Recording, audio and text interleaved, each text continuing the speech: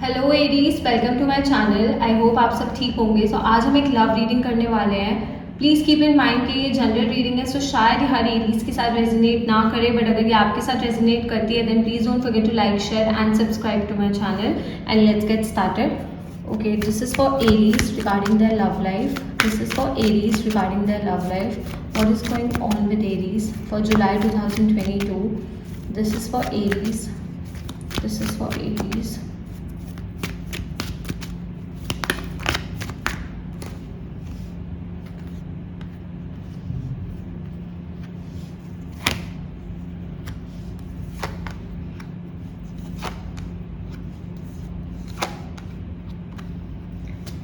Okay Aries, so definitely मुझे कोई past person आपकी तरफ वापसी आता हुआ दिख रहा है। एक ऐसा पर्सन जिसने आपका दिल तोड़ा था, आपको हर्ट किया था, शायद आपको घोस्ट कर दिया था, आपसे बात करनी बंद कर दी थी, आपको इग्नोर करना स्टार्ट कर दिया था, या मे बी आपको शायद थर्ड पार्टी सिचुएशन में रखा था।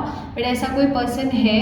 ओके, कुछ लोगों के लिए ये पर्सन वापसी आ सकता है, आपसे दोबारा से कम्युनिकेट करने की कोशिश कर सकता है, आपसे बात करने की कोशिश कर सकता है, दोबारा एक कनेक्शन फॉर्म करने की कोशिश कर सकता है। बट मैं सही बताऊं तो मुझे ऐसा लगता है कि आप उस पेन को ना अभी तक भूले नहीं हो। ओके, जिस पेन से भी इस पर्सन ने आपको जिस पेन में इस पर्सन ने आपको रखा था, जो फीलिंग्स उस टाइम पे आपको फील हुई थी, जो चीज़ें जिन चीज़ों के साथ आपने डील किया था ना, आप उनमें से कुछ भी नहीं भूले हो। ओके, एंड मैं ये भी नहीं बोल रही कि आपने हील कर लिया या आप आगे बढ़ गए हो, ऐसा नहीं है कि आपने हील कर लिया, बट वो जो पेन है ना, वो पेन उस प्यार से ज़्यादा थी। ओके, उन्होंने आपको प्यार कम किया एंड आपको दर्द ज़्यादा थी। ओके, तो आप वो पेन भूले नहीं हो। ओके, तो मुझे ऐसा लग रहा है कि आप इस पर्सन को एंटरटेन नहीं करोगे। ओके, बिकॉज इस पर्सन ने ना आपको काफ़ी ज़्यादा हर्ट किया है। ओके, इस पर्सन ने आपको काफ़ी ज़्यादा हर्ट किया है, काफ़ी ज़्यादा दुख पहुँचाया है, काफ़ी ज़्यादा तकलीफ पहुँचाई है, तो आप इस पर्सन को माफ़ नहीं करोगे। ओके, एंड शायद दिल ही दिल में आप उनको वापसी चाहते भी हो। मैं ये नहीं बोल रही कि ऐसा है कि आपकी फीलिंग्स ख़त्म हो गई हैं या फिर आपको कुछ फील नहीं हो रहा है, आपको पेन फील हो रहा है फॉर श्योर, एंड शायद दिल ही दिल में आप इस पर्सन को वापसी चाहते भी हो।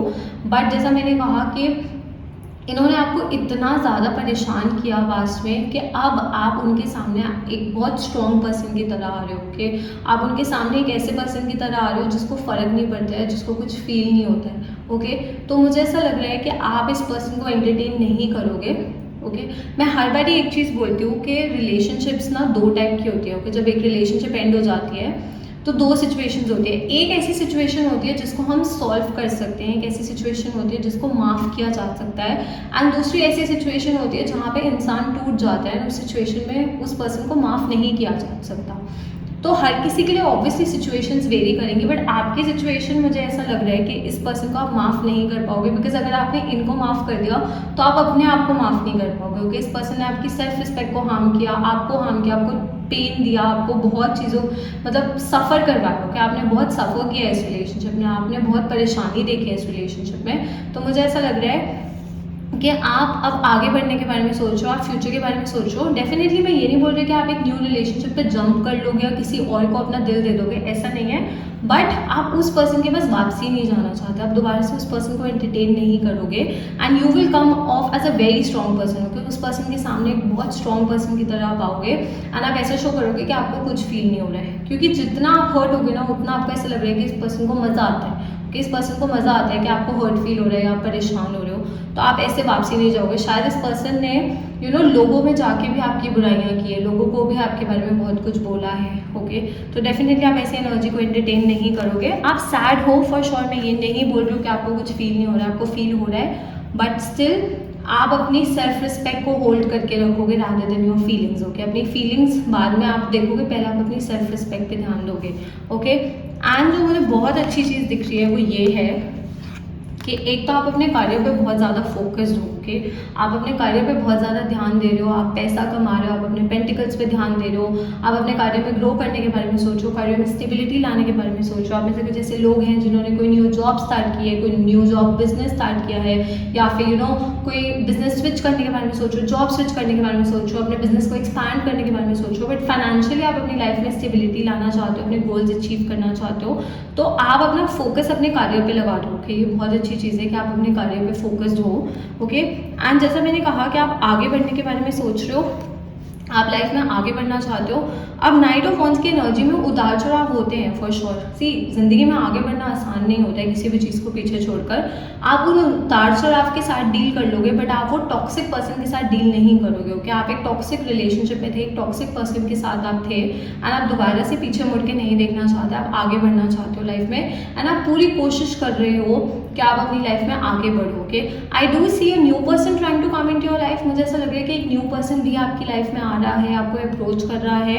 ओके, एंड ये पर्सन बहुत अच्छा है। ओके, इनकी एनर्जी बहुत ज़्यादा अच्छी है, बट अगैन मुझे ऐसा लग रहा है कि आप एक रिलेशनशिप को रश नहीं करोगे।